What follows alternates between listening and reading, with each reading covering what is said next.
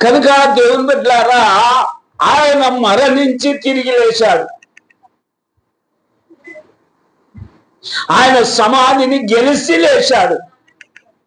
ఆయన మరణాన్ని గెలిచి లేచాడు. కానీ మనం ఇక మరణించం. ఆయన మరణించాడు కనుక మనం మరణించం. మనం ఏం చెప్తాం? వాక్య ప్రకారం చెప్పండి. మనం ఏం చెప్తాం? నిద్రిస్తాము. చచ్చిపోయాడు అనకూడదు. చచ్చిపోయాడు అంటే ఎవరిని అనాలే? చచ్చాడు రా అంటే ఎవరిని అనాలే? పాతాళానికి వెళ్ళిన వారిని అనాలి. రక్షణ లేనివాడు చత్తడు. రక్షణ లేనివాడు చత్తడు. కానీ రక్షణ గలవాడు ఏం చెప్తాడంటే నిద్రిస్తాడు. Praise the lord. కనుక లాజరు రక్షణ పొందాడు కనుక మన స్నేహితుడైన లాజరు చచ్చిపోయాడు అనలే. మన స్నేహితుడైన లాజరు నిద్రించుచున్నాడు. అతన్ని మేలుకొల్ప వెళ్దాం. ఆమేన్. ఎంత గొప్ప భాగ్యం ఇచ్చాడండి. గ్రహిస్తున్నారా? ప్రతిదీ మీరు గ్రహించాలి. కొద్ది వాక్యమే, ప్రతిదీ మీరు గ్రహించాలా. ఆ నిరీక్షణ గల వారమై ఉండాలా. ఇంకా మనకు సావు లేదు. దావీదు ఆ కాలంలోనే ప్రవచించాడు. ఏమని ప్రవచించాడంటే, నేను సావను, సజీవుడనై యెహోవా క్రియలు వివరిస్తాను. ఆయన సచ్చాడండి. యేసయ్య మనము నమ్మిన దేవుడు, మన రక్షకుడు, మనల్ని బ్రతికించడానికి, మనకు పునరుద్ధానాన్ని లభింపజేయటానికి దేవునికి స్తోత్రం. ఆయన సచ్చాడు. గోధుమ గింజలాగా ఆయన ఎత్తబడ్డాడు. ఇత్తబడ్డ గోధుమ గింజ అట్నే ఉంటుందా? భూమిలో ఉంటుందా? ఏ గింజ అయినా సరే భూమిలో ఇత్తబడ్డదంటే, దానికి పదన కలిగిందంటే అది భూమిలో ఉండిపోదు. మనం కూడా అదే. దేవునికి స్తోత్రం. మనల్ని ఎలా తయారు చేశాడంటే, ఒక గోధుమ గింజ విత్తనములాగా తయారు చేశాడు. ఆమేన్. కనుక ఆయన ఇత్తబడ్డాడు. ఎక్కడ ఇత్తబడ్డాడు? భూమిలో ఇత్తబడ్డాడు. గోధుమ గింజలాగా ఇత్తబడ్డాడు. ఇప్పుడు ఎన్ని గోధుమలు అండి. దేవునికి స్తోత్రం.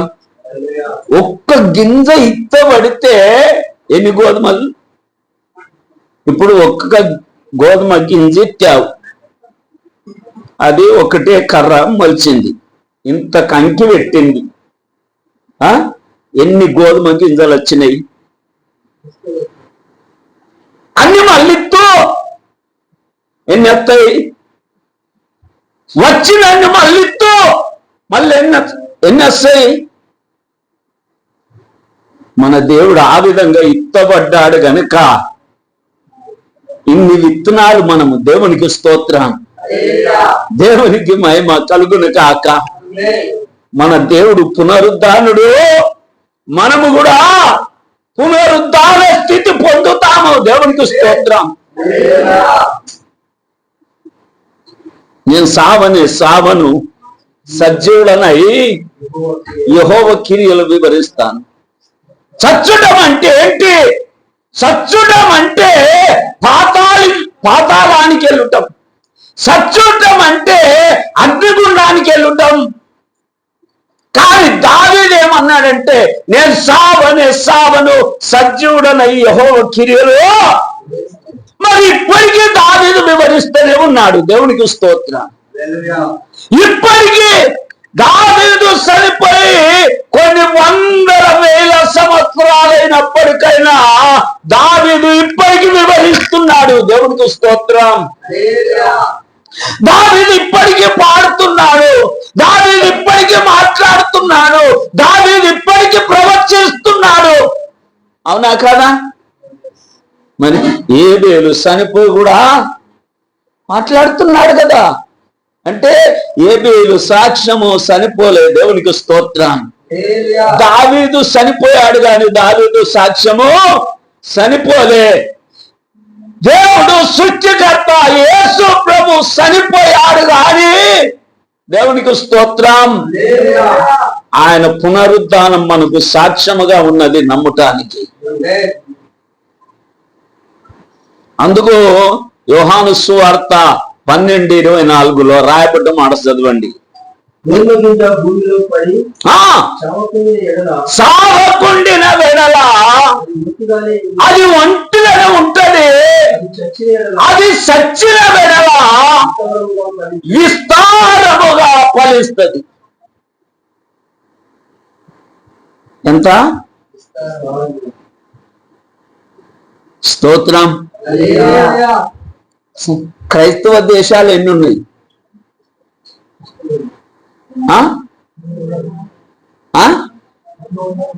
200 దేశాలు క్రైస్తవ దేశాలు. దేవునికి స్తోత్రం. ఎంత ఫలిస్తుంది? ఎంత ఫలిస్తుంది? విస్తారముగా. ఆ ఫలితం అనేది ఆగుతలేదు.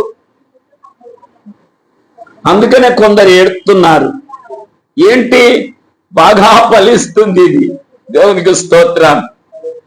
క్రైస్తవత్వము బాగా ఫలిస్తుంది. ఇద్దరు అన్నదమ్ములు ఉండ్రాట.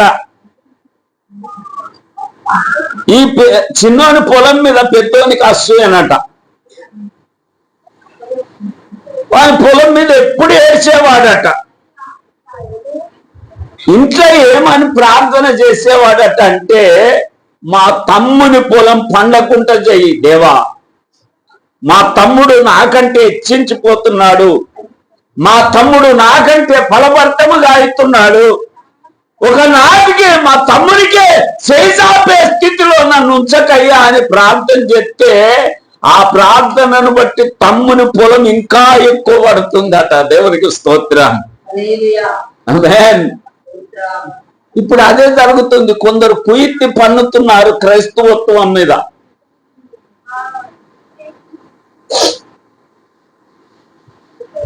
కానీ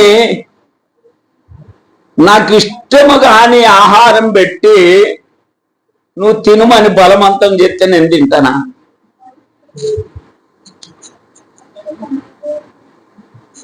నా ఉడుము కూర అంటే అబ్బు చాలా అమ్మో గలీజ్ అనిపిస్తుంది. ఉడుము కూర అంటే అదో పెద్ద తొండని తింటారా అనిపిస్తుంది. తినమంటే తింటానా?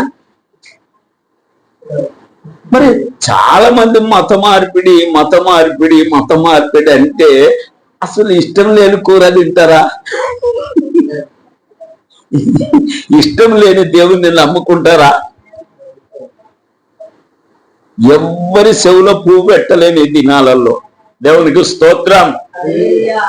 ఎవ్వరిని బలవంతము చేయలేము. అంటే ఈ దినాలలో జ్ఞానం ఎక్కువైంది, అందరు గ్రహించగలుగుతున్నారు. దేవునికి స్తోత్రం. కనుక ఈ దినాలలో ఎవరికి చెప్పని అవసరం కూడా లేదు. ఇప్పుడు ఇంత పుట్టి ఇంత అయినోడు కూడా దేవుడు ఎవరు ఎవరు ఎవరు అని గ్రహించే గ్రహింపులోకి వస్తున్నారు. ఇప్పుడు కంప్యూటర్ సిస్టమ్, పుట్టే పిల్లలు కూడా కంప్యూటర్ సిస్టమ్. పుట్టి 6 నెలలు కాలే ఫోన్ ఇస్తే ఇట్లా అంటది.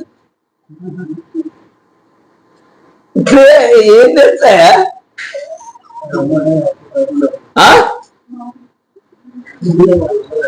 అదే నేను 6 నెలలు అన్నా, నేను ఇంకా తప్పు చెప్పాను. 3 నెలలకే 3 నెలలకు కొంచెం తప్ప అంటారు కదా. 3 నెలలకే ఫోన్ ఇచ్చి చూడు, పండుకొని అనుకుంటా ఆడతారు. అంటే నేను ఎందుకు చెప్తున్నానంటే, ఎవరి చెవులో పూలు పెట్టలేము, ఎవరిని బలవంతంగా దింపియలేము, ఎవరిని బలవంతంగా నమ్మియలేము. ఈ ఫలితం ఏంటంటే యేసుప్రభు ఇత్తబడ్డాడు. దేవునికి స్తోత్రం. యేసే ఇత్తబడ్డాడు. అది ఈ ఫలితం, అది ఈ పంట. దేవునికి స్తోత్రం. హల్లెలూయా. ఇంకా రానున్న దినాలలో చూడు, సంఘాలు నిండిపోతాయి, కొట్లు నిండుతాయి. ఆమేన్. కొట్లు నిండుతాయి అంటే చాలా గ్రహిస్తున్నారు. ఒక్కటే ఒక్క గోధుమ గింజ భూమిలో ఇత్తబడి ఎట్లా భూమిని పలుగొట్టుకొని పైకి వచ్చింది. దేవునికి స్తోత్రం. ఎట్లా భూమిని పలుగొట్టుకొని పైకి వచ్చింది, సమాధిని పలుగొట్టుకొని పైకి వచ్చింది. మా ఇంటి దగ్గర ఒక జొన్న ఇత్తు పడ్డదండి. జొన్న ఇత్తు. జొన్న కర్ర ఎంత మొలవాలే, ఇంత మొలిసి కంకేయాలి కదా, లేదండి. అది చెట్టు అంత దూరం పోయి ఆడ కంకి పెట్టింది. ఒకటే కంకి పెట్టాలి కదా, జొన్న కంకి. 2-3 కంకులు పెట్టింది. దేవునికి స్తోత్రం. అది గెనకొక్క జొన్న కర్ర అయింది. గెనకొక్క జొన్న కర్ర. మరి మనం వ్యవసాయం చేస్తే గెనకొక్క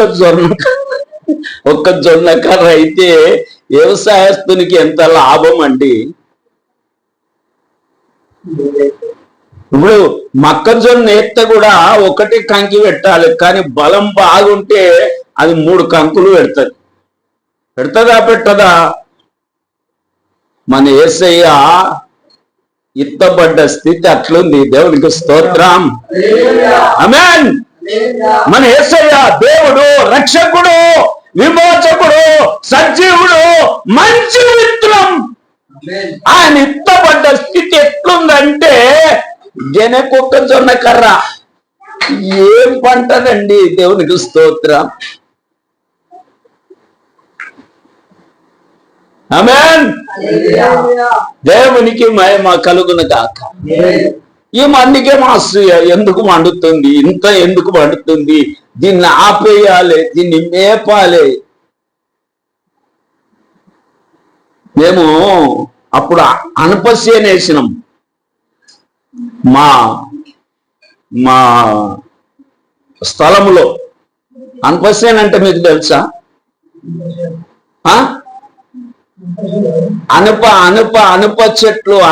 అనుప చెట్లు తెలియదు.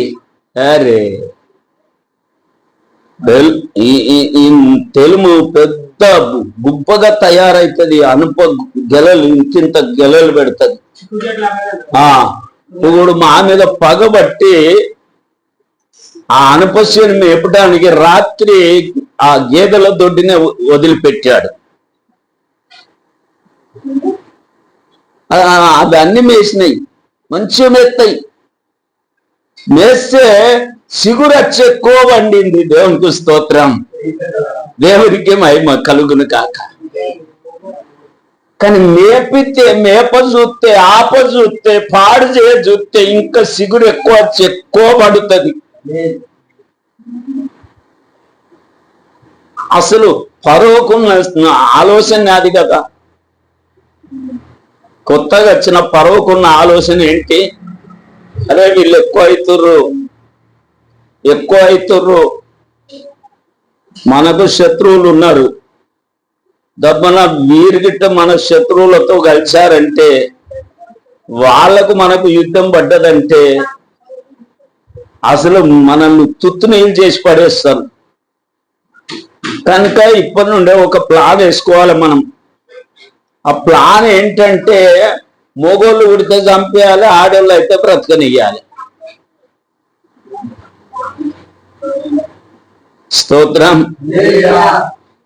ఎంత పన్నాగం పడినా పంట ఆగలేదండి. ఇశ్రాయేలు విస్తరించారట. దేవునికి స్తోత్రం. వెళ్ళింది ఎంత? వెళ్ళిన వారు ఎంతమంది? 70 మంది. యాకోబు కుమారులు, మనుమలు, మనుమరాళ్ళు 70 మంది వెళ్ళిరు గోషాను దేశానికి కదా. తిరిగి వచ్చే వరకు ఎంతమంది అయ్యారు? కాలు బలం అంటే కాలు బలమే. కాలు బలం అంటే పిల్లలు స్త్రీలు గాక కాలు బలమే, బలవంతులే 6 లక్షల మంది. స్తోత్రం. ఈ పునరుద్ధానము, ఈ ఇత్తబోట దారనే అంత ఫలితం. యేసయ్య అప్పటికే చచ్చిపోయాడా అని అనుకునేరు. ఆయన ఆది కాండం నుండే వధించబడుతూ వచ్చాడు. దేవునికి స్తోత్రం కదా. అక్కడ ఎక్కడ ఇసాకు బదలు కూడా వధించబడ్డా లేదా? అవ్వాదాము దిగంబరులు అయినప్పుడు కూడా వధించబడ్డా లేదా? కొంచెం దేవునికి స్తోత్రం. అందుకనే పంట ఎక్కువ. ఎందుకు ఈ పంట? ఆయన పునరుద్ధానము ద్వారా, ఆయన ఇత్తబడ్డందున. దేవునికి స్తోత్రం. దేవునికి మహిమ కలుగును గాక. దేవునికి స్తోత్రం. ఇప్పుడు ప్రియమైనటువంటి దేవుని బిడ్డలారా, ఇప్పుడు ఇత్తబడ్డ స్థితిని చూస్తారా? వ్యవసాయకుడు ఇత్తబడ్డ స్థితిని చూస్తాడా? మొదలను చూస్తాడా? మొదలను చూడాడు. మొదలను మర్చిపోయి దేన్ని చూస్తాడు? ఎదిగే కర్రను చూస్తాడు, పెట్టే కంకెని చూస్తాడు. దేవునికి స్తోత్రం. కానీ ఇప్పుడు సూపు, క్రైస్తవత్వం సూపు ఎక్కడుంది? అంత కిందనే ఉంది, ఏ రకాన్ని ఉంది. బాప్తిసం, పాపక్షమాపణ, మారు మనసు, పంట వైపు లేదండి. గ్రహిస్తున్నారా? దేవునికి స్తోత్రం. కానీ యేసయ్య అన్నాడు, ఏమన్నాడు? కోత విస్తారముగా ఉన్నది. ఏం చూశాడు? పంటను చూశాడు. ఇప్పుడు చూసేవారు దేన్ని చూస్తున్నారంటే, దేన్ని చూస్తున్నారు? కానుకలను.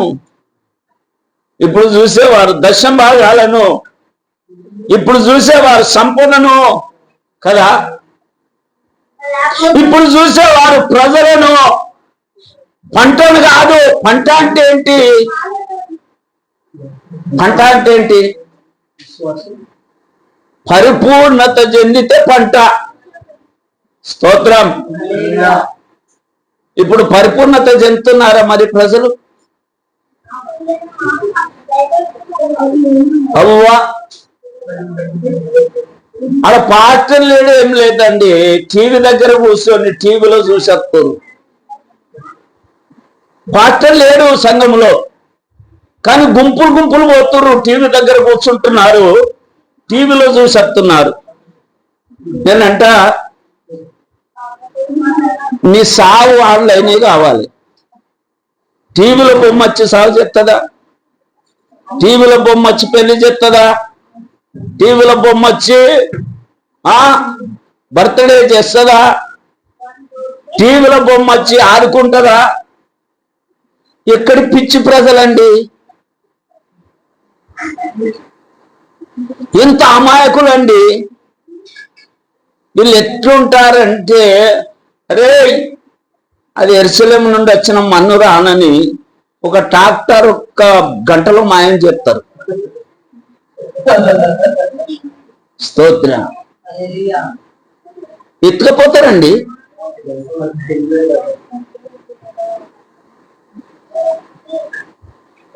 యేసు రక్తమే. ఇప్పుడు ఆ సెల్రో యెరూషలేంకే తీసుకొచ్చిన బాటలు నీళ్ళు అన్న కలిపినమనని మొత్తం చెరువు ఎండుకపోయేటట్టు దొడకపోయేటట్టున్నారు. ఎంత అమాయకులు అయిపోయారండి. అంటే అమాయకులు చేశారు. స్తోత్రం. అందుకనే సామెతలలో రాయబడ్డ మాట ఏమిటంటే, మనం గూఢమైన విషయాలు, వారు ప్రకటించే గూఢమైన విషయాలు గ్రహించే జ్ఞానం మనకు కావాలన్నట. ఆమేన్. దేవునికి స్తోత్రం. యేసయ్య ఇత్తబడ్డ స్థితి, ఆయన పునరుత్థానుడై లేచిన స్థితి గ్రహించే జ్ఞానము మనకు కావాలి. జ్ఞానము లేక నా ప్రజలు స్థిరపట్టబడుతున్నారు. దేనికి స్థిరపట్టబడుతున్నారండి? దేనికి? అబద్ధానికి, అన్యాయానికి పట్టబడుతున్నారు. వింటురా? స్తోత్రం. దేవునికి మహిమ కలుగును గాక. మీ వరకు మీరు గ్రహించండి. దేవునికి స్తోత్రం. నా యేసయ్య ఇత్తబడ్డ గోధుమ గింజ. నేను రక్షణ పొందిన ఫలితము ఆయన ఇత్తబడ్డందుకే. దేవునికి స్తోత్రం. నాకింత ధైర్యం ఆయన పునరుద్ధానం చెందినందుకే. కనుక ఇప్పుడు ఫలితాన్ని చూద్దామా, ఏళ్ళని చూద్దామా? ఇత్తబడ్డ స్థితిని మరిచిపోయారు. వ్యవసాయకుడు మరిచిపోతాడు. ఇప్పుడు ఫలితము కావాలి. దేవునికి స్తోత్రం. ఇప్పుడు అభిషేకము కావాలి. ఇప్పుడు మహిమ కార్యాలు జరగాలి. ఇప్పుడు ప్రజలు సిద్ధపరచబడాలి. ఇప్పుడు ప్రజలు పరిపూర్ణత చెందాలి. ఇప్పుడు ప్రజల చేతులలో దీటీలు ఉండాలి. ఇప్పుడు ప్రజల చేతిలో సిద్ధలలో నూనె ఉండాలి. ఇప్పుడు ప్రజలు ఎదురు చూసే వారుగా ఉండాలి. ఇప్పుడు ప్రజలు ఎదుర్కొనే వారుగా ఉండాలి. ఆమేన్. ఎక్కడ? మత్తయి 25. స్తోత్రం. అందుకనే ఒక ఆయన అంటాడు, మా సంఘమే ఎత్తబడుతుంది. అది తప్పు. నా సంఘం ఎత్తబడుతుంది. తప్పు. పెండ్లి కుమార్తె సంఘం మాత్రమే ఎత్తబడుతుంది. దేవునికి స్తోత్రం. వధువు సంఘం మాత్రమే ఎత్తబడుతుంది.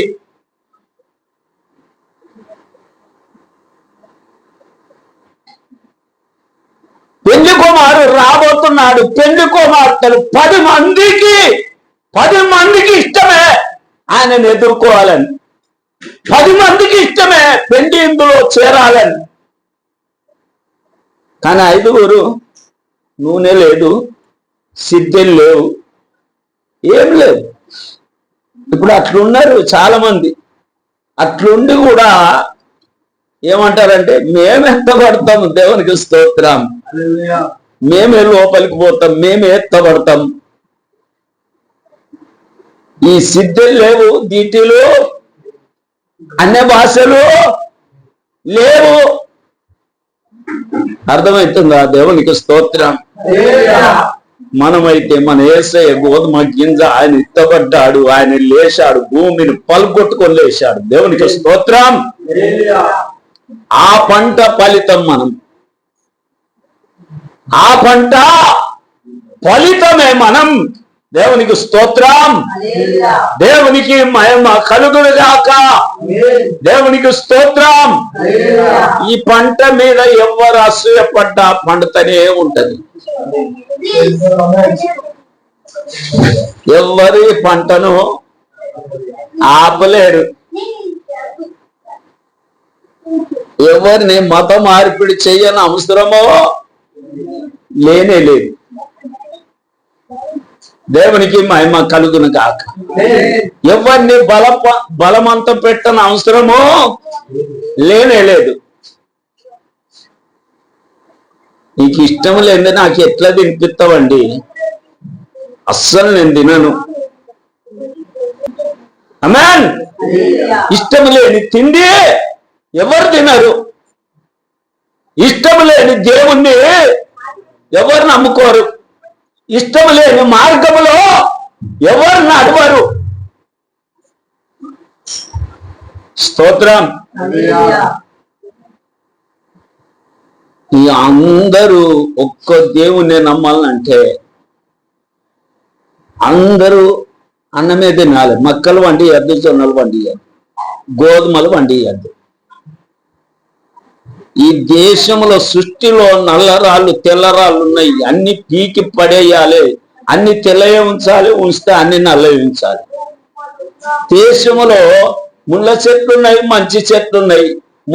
ముళ్ళ చెట్లు అన్ని వీకేయాలి, మంచి చెట్లనే బ్రతకనియాలి. సృష్టి అన్నప్పుడు అన్నీ ఉంటాయండి. దేవునికి స్తోత్రం. మనుషులు అన్నప్పుడు అందరి గుణం ఒక రకంగా ఉండదు, నానా రుచులు.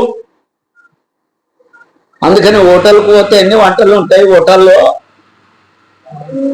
ఎన్నో ఉంటాయి. ఉంటాయా? చెప్పండి. నాకు ఇష్టమైంది నేను తెప్పించుకుంటా, నీకు ఇష్టమైంది నువ్వు తెప్పించుకో. దేవునికి మహిమ కలుగును గాక. ఓ హోటల్కి పోయినాం రవి, నేను ఆయనకి ఇష్టమైంది తెప్పించండు. ఏంటి బఠానాలు. అది తెప్పిస్తే అది ఇంత వెడల్పు ఉంది ఆ రొట్టె. అది తింటే దంగుతూనే లేదు. దేవుని చూస్తూ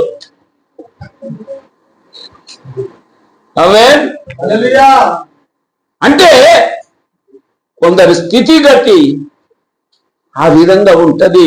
ఈ ఫలితం అంతా యేసయ్య పునరుద్ధానం ద్వారానే మనకు దొరికింది. దేవునికి స్తోత్రం. ఈ ఫలితం, ఈ ఆనందం, ఈ ఎదుగుదల, ఈ నమ్మకం కదా, ఈ విశ్వాస త్యాగం, ఈ మంచితనం, ఈ ప్రేమ, ఈ పరిశుద్ధత యేసయ్య పునరుద్ధానం ద్వారా మనకు లభించింది. దేవునికి స్తోత్రం. ఆమేన్. ఆయన ఇత్తబడకుంటే గోధుమ పంటనే లేదు. ఆయన ఇత్తబడ్డాడు గనక ఇందాక చెప్పినట్లుగా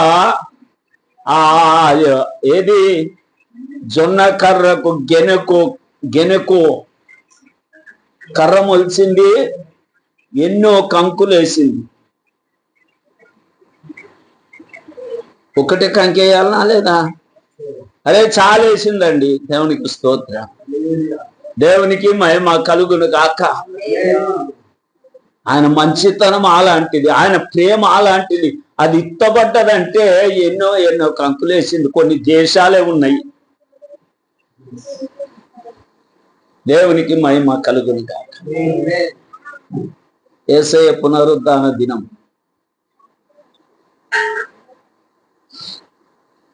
ఆయన లేత్తనని చెప్పాడా లేదా?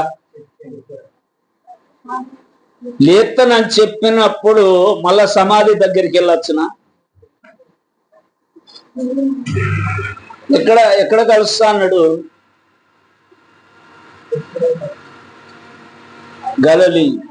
గలిలయ మార్గంలో కలుస్తా అని చెప్పాడా లేదా? మరి వీళ్ళు ఆడికి వచ్చారు, సమాధి దగ్గరికి వచ్చారు. లేచి ఆడగలుస్తానంటే వీళ్ళు వచ్చింది ఎక్కడికి? సమాధి దగ్గరికి వచ్చారు.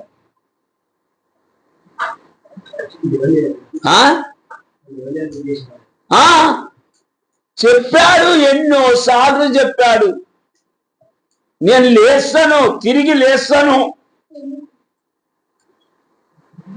మీతో మాట్లాడతాను, మీకు కలుస్తాను